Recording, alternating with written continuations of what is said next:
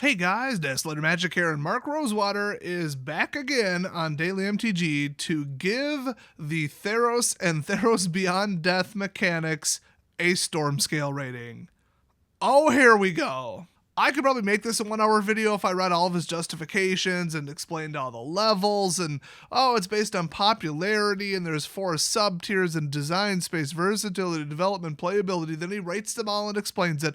I'm just going to say, here's his general justification, here's the number he gave it. But he's not kidding. He's actually re-rating original Theros. And spoiler alert, first one is Bestow, and he gives it a 7. Bestow is the best mechanic that has ever been invented in the game's history. It should bare minimum be a 3 or 4 on the storm scale. It is ridiculous to give it a 7. He even says, I probably got the most questions about Bestow's absence in Theros Beyond Death. Yes, that's because it is the perfect, most fair and balanced mechanic ever released into the game, period. And I know Devotion comes darn close, but not close enough. You get 2 creatures, and then it survives 1 kill spell, 1 mega creature, instead of, oh, well, my mega creature died, I guess I lose, like that absolute trash pile that is Mutate. Bestow, when the creature dies that's under it, you just jump off and you still have half a creature. So your hyper-powerful thing that you paid a lot of mana for and invested, it has 1 layer of protection. Almost nothing else works like that, and the things that do work like that, Persist and Undying, are among the most broken, obnoxious things ever invented in the history of the game. Because people just infinitely loop them. I mean, it's just, oh, look, it's tracked with a counter. Cool, I'll just remove the counter. There's no way to do that with Bestow. It was perfectly fair, and they need to bring it back. So giving this 7 is ridiculous. His general basis was, it was confusing. Some players were confused because it's counterintuitive. No, you strap it onto a creature, and when the creature dies, it jumps off and still becomes a creature. Read the rules. Take 5 seconds to read how it works. Done. No confusion whatsoever. If you think that that's confusing, then I think that Mutate should get about a 15 on the storm scale. It only goes up to 11, by the way. So next up, Devotion. I haven't read the number yet. This damn well better be 1. But if it was 1, it would basically be like First Strike or something like Death Touch. Like 1 means like its prevalence to be printed very, very soon. I think 3 or 4 is where it's like, well, yeah, we're bringing it back. Like that's our intention. It's just not going to be in every set. We need to encourage and empower people to play monocolored because almost every broken deck in the last 5 years has been 3 or more colors. Like seriously, look it up. Broken blue counter everything horseshit and red rush is pretty much the other category. Otherwise, virtually everything that has been problematic has been 3 color because you have a Swiss Army deck with a Swiss Army sideboard that can beat absolutely anything, do anything, remove anything, and stop anything, and that's a problem. So we need a major mechanic to incentivize people to play monocolored so that you actually have the weakness that is on the color pie for that color. And so that people have a viable, powerful strategy that doesn't require a $140 mana base. But see, all of that isn't measured on the storm scale. That's just how good is Devotion, how beneficial to the game is it. That's not really measured directly, so let's see, what does he give it? He gave it a 4. Okay, I wouldn't say that redeems him for giving Bestow a 7. He's still an idiot. It should be a 4 as well. But he said, yeah, the players that like Devotion, there's plenty of design space. It's super simple to just slip it in. Every single card basically supports it, whether it has Devotion on it or not, it's part of it. So, I mean, there you go. And I mean, let me just say personally, I like Devotion because it's fair and balanced. It goes with the normal flow of the game where it's not just an all or nothing, I've got 1 giant creature, I'm doing 1 stupid repetitive combo, or, oh, look, I got off my, Yorion combo, everything re-ETBs, and then you mill 500 and blah, whatever you lose. Or like Approach of the Second Sun. Oh, look, I've got like 30 control cards and 30 lands, and then, I don't know, 1 Approach of the Second Sun. Oh, there it goes off again. I won the game. Wow, what an interesting back and forth game. Play. Just kidding. You just countered my entire deck and removed everything I put into play. Screw you. Go to hell. Those are not fun games. Now you think about Devotion. Okay, my Devotion is 9. Okay, you better watch out. I've got more stuff in play, which means I'm more likely to win. That's how Magic the Gathering works. Oh, now you killed 2 of my creatures. Well, now I've got 2 less creatures to kill you with. Also, my Devotion is now 5, which I'm not out of it. It's not devastating. I'm not reset to start at 0 and the game's effectively over because you cast 1 spell. Think of like a Storm deck. If I have 1 counter spell, you lost. Period. The end. Your final spell, I'm going to counter it, and that's that. Spell cloning. Oh, in response, I'll just take out your 1,000-Year Storm. Well, you lost. What a fragile, stupid, they call it a binary condition deck, where either I obliterate you or your strategy works and I lose and have no chance. Scaling up, scaling down based on things bounce back to hand, getting individually blown up, or a board wipe being utterly devastating, but then you can still kind of come back and build it with even, build back devotion with one single card. And then if you get like a bunch of stuff, but you're sitting there and you can't do anything, well, your devotion's like 15 though, so maybe you can't swing, but you can do something with your devotion. It gives options, it scales up and down, and it kind of doubles the power of the removal without making removal a complete and utter game ender for your stupid garbage, boring repetitive glass cannon trash combo in your dumb fragile little one-trick pony deck that everybody hates. So yes, devotion, it should honestly be in about every other set, or just bare minimum every single standard rotation. So then he mentions heroic. It didn't do great this time around, and it was only kind of like pretty good the last time around. He said that according to the fan base, people really did like it, but you got to run a real particular kind of deck to do it. And that's what I didn't like. I've told you guys a 20-20-20 deck is inherently mathematically flawed. It is going to blow up into your face about a third to a fifth of the time, give or take, depending upon card style, color matching, and scrying, and that kind of stuff. So like if you do 20 cards that target heroic, 20 cards that have heroic, and then 20 lands, give or take plus or minus one, the deck seems like it'll work perfectly. It never does. Never does. Just think about your opening hand having the right number of lands versus the right number of non-lands. That's already a problem. Now split it into 3 categories. A 20-20-20 deck fundamentally does not work. So what you need is, I built this deck and then also some of my spells target stuff and also some of my creatures have heroic. It's like an accident. I never really did like the mechanic. Then again, you can't really go all in with it, but it's just a nice little bonus for something you might have already been doing, but it's very boring, and like I said, you can't build a deck around it. So one less option for deck building, not very healthy. So personally, without looking at the rating, I'd give it maybe a 6. Let's see what he gives it. Oh, he gives it a 5. Okay. That's acceptable too. It's really just high, middle, and then low. That's pretty much how the storm scale works. And they already brought it back once, so I should have suspected it was a 5. There's no way in hell it's a 4, so... Okay. Monstrosity, which was only in Theros and Journey into Nyx. You pay a bunch, the creature gets bigger. Real simple. You don't have to pay it up front, and it's not a casting time, so it's the most flexible version of I get more value late game out of this creature. I thought it was fantastic. Not a lot of people got there, but that was the point. You don't want everybody doing, here's my 5th monstrous activation. It was just something you would do if you didn't have anything better to spend your mana on, or if that was a very tactically sound thing. Now, it was kind of like stacking an aura on a creature and making it twice as big, but without having to burn the card. Yes, you're investing a ton of mana, a lot of resources, and possibly an entire turn into making something big, and then you're going to be set back twice as far if somebody blows away with a kill spell instantly after you do that, but you don't lose a card, unlike aura. So I thought it was pretty clever. I liked it. I'm sure he'll give it probably a 5 or a 6. It was actually liked by the players, he says. Obviously, a design space is huge. He says you can just strap Monstrous on anything and it makes sense. Duh. And it didn't cause any development problems or balance problems. So he actually gives it a 4. Okay, I would agree with it anywhere between 4 or 5, 6, whatever. It's just a fundamentally well-balanced mechanic. So yeah, 4 is almost definitely where it should be. And I hope we see it in an upcoming set. Then we've got Scry. Why? Why even... Is this even a Theros mechanic? I thought it existed before. It's probably typed out. They probably gave it a name. But he said it's in Theros Born of the Gods, Journey to Nyx, and Theros Beyond Death. And then he even puts at the end, now it's evergreen. Well, then it's either a 1, 2, or 3. It's a 1. There you go. I scrolled down. It's a 1. Why was this even on the list? Once it's an evergreen keyword, it's a given that it shouldn't even be on the storm scale. So, okay, whatever. Yeah, Scry is a 1, everybody. Ooh. Which means we'll basically never see a set without Scry, which, sure, it's basically a blue mechanic now. Not exclusively blue, though. Nobody likes drawing garbage, and Scry isn't overpowered. There, that's my review of it. So, yeah, put it in everything. Next up, enchantment creatures. Once again, I didn't even know this was, considered a mechanic until they said it. It's more like enchantment ETB synergy or targeting selection. It's just the super type of the card. And okay, creatures with 2 super types is actually pretty significant, but who cares? I don't even care what this rating is, so I'm not even gonna... Yeah, he gave it a 5 right in the middle. Okay, great. It's not a mechanic, so I don't care. Then he says, oh god, he even goes on to another non-mechanic. Enchantments matter theme. which is literally just like enchantment creatures, but the rest of the enchantments. I mean, if you're going to call enchantment matters a mechanic, then creatures matter is a mechanic. It's called the color green. Like, how high level are we going here? I don't know. He gives it a 4. Whatever. Cool. Who cares?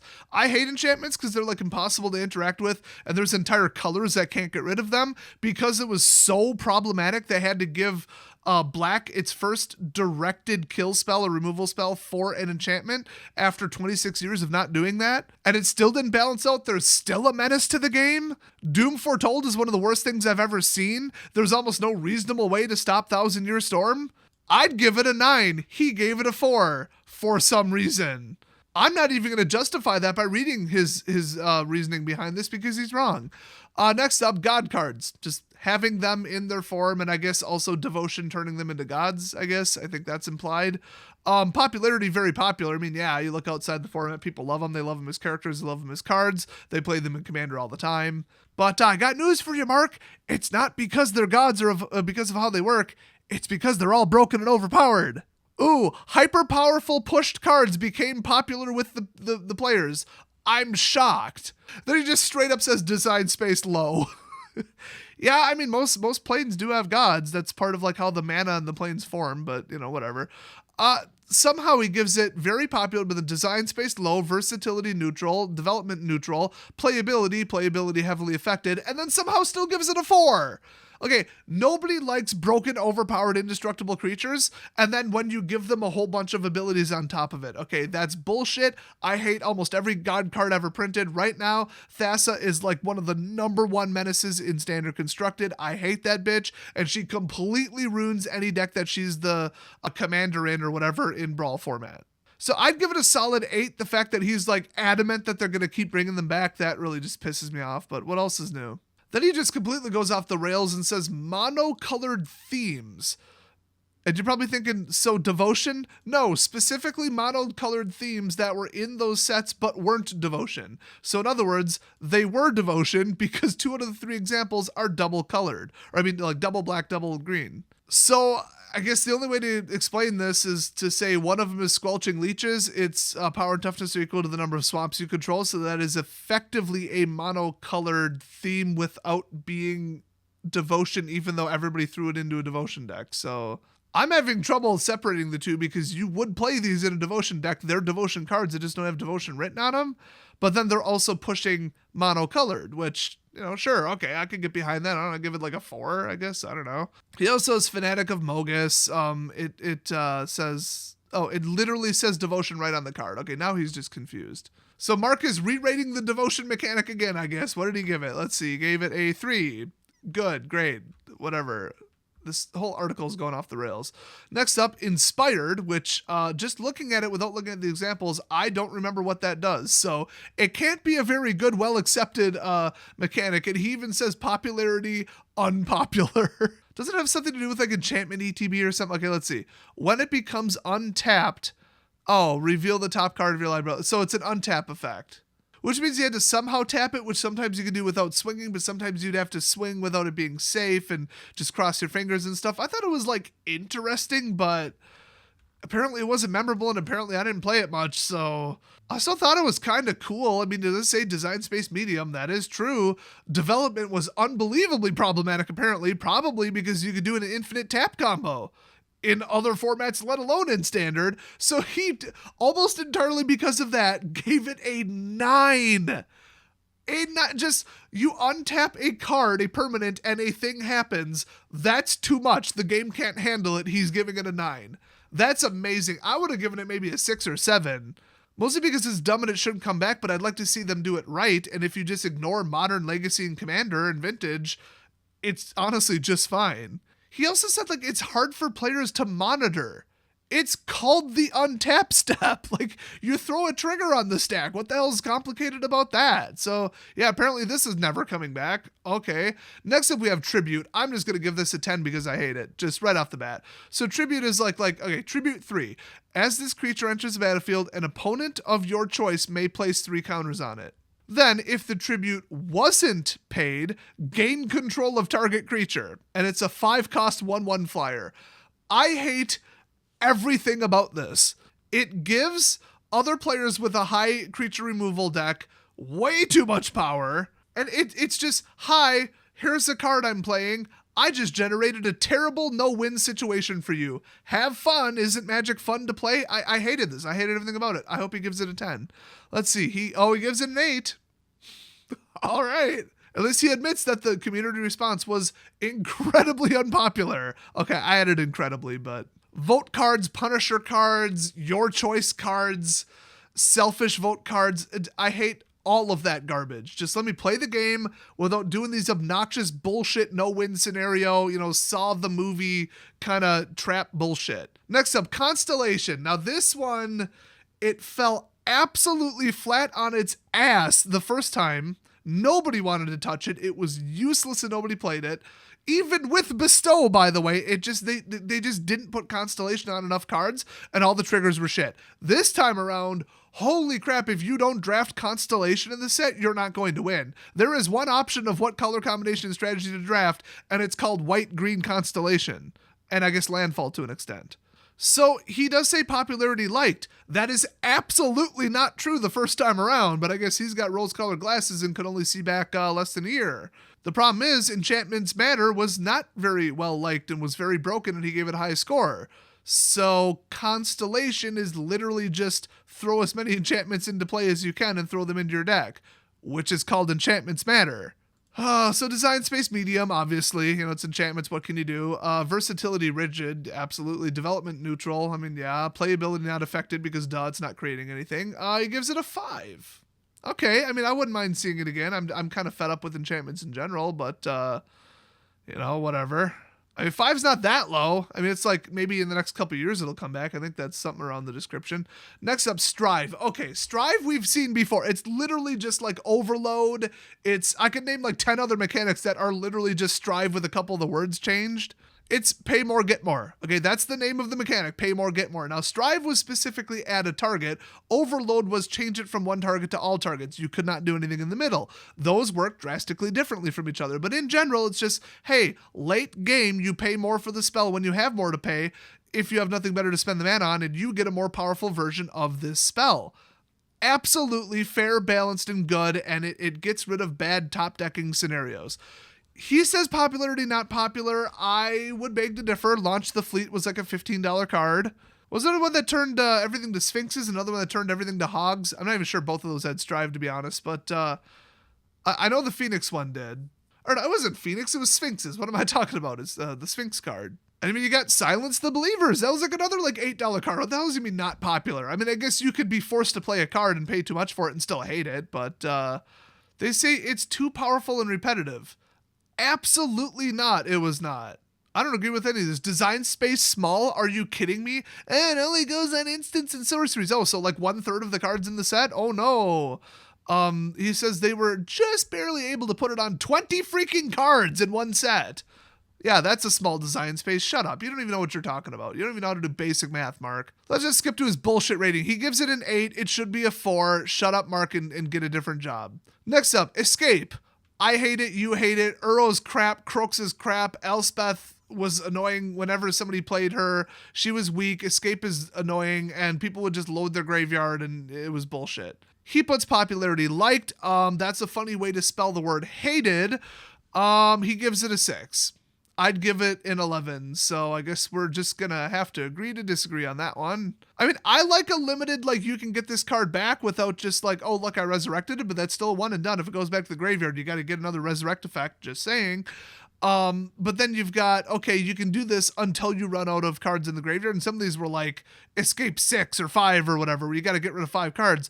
Eventually, you're just not going to be able to bring it back, so you might be able to reuse a creature a couple times. The problem is, there's nothing wrong with that mechanic then, but the cards they put it on, like Uro, are you kidding me? They had to ban the damn card. So the way they implement it was crap, but like the mechanic, if I were to separate it from the cards and think, how could they do this better in the future? Yeah, it probably does deserve a 6, if anything a 5, but it's like, because it was so terrible for the game, I gotta give it an 11.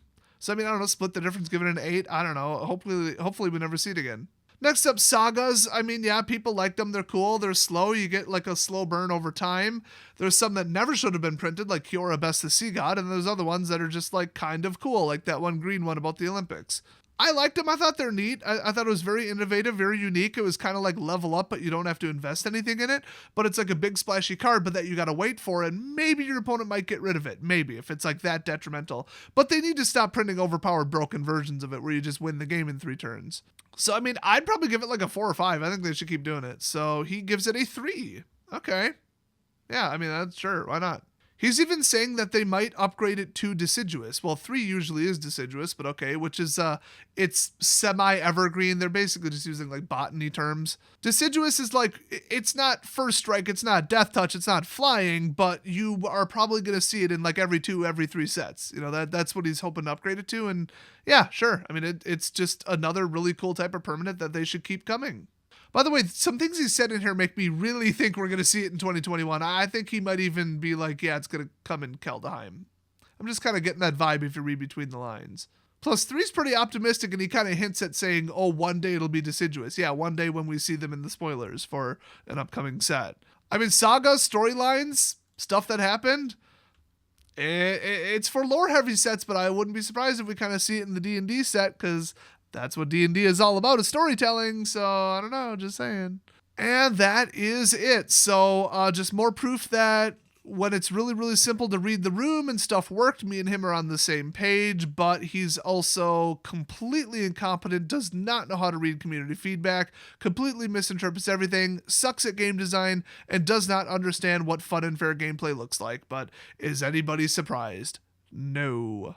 When something is toxic, give up and call it toxic. And let me just say, according to the revision history on the Storm Scale, Mark Rosewater is responsible for almost every single mechanic rated 7 or higher.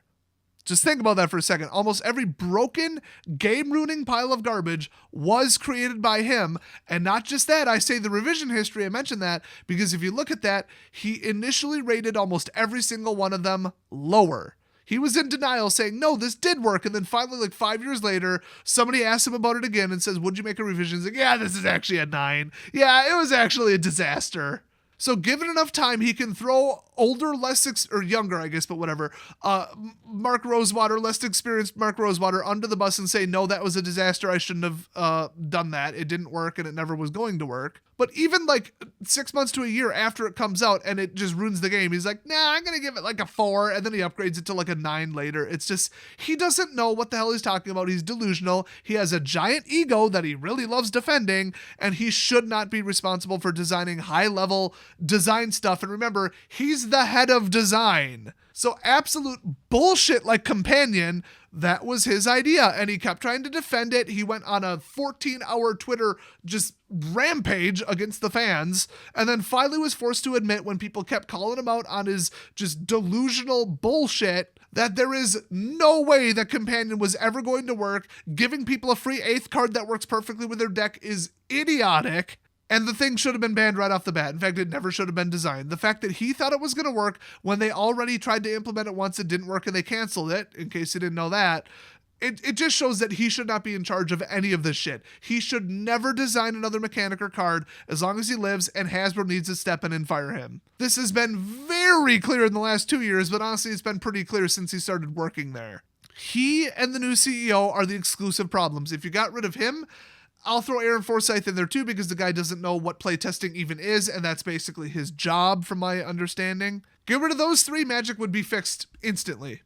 Instantly. Those 3 are the problem. I mean, yeah, they got all their SJW bullshit, but as long as you don't translate it to the cards and start saying that I can't play this card because I'm white, you can sit there and spout off all the bullshit on Twitter you want. I mean, those people deserve to be fired too, but at the end of the day, I can ignore their shit and just play the damn game if the game works, which currently it doesn't, and it's Mark's fault. And all the broken, pushed, let's sell it to Commander players too, that was all the new CEO. And all the playtesting disasters like Oko, that was all, to my understanding, Aaron Forsythe. So how many mistakes did all 3 of them make in the last 2 or 3 years? All of them. All of the mistakes were them. They all need to go. So yeah, this article really pissed me off. But yeah, that little peek behind the curtains into Mark Rosewater's brain, just to illustrate how absolutely just out of touch with reality he is. And how he doesn't like to admit that things he created failed. So, yeah, thanks for watching, I guess. I found this very educational, and I'll see you guys next video.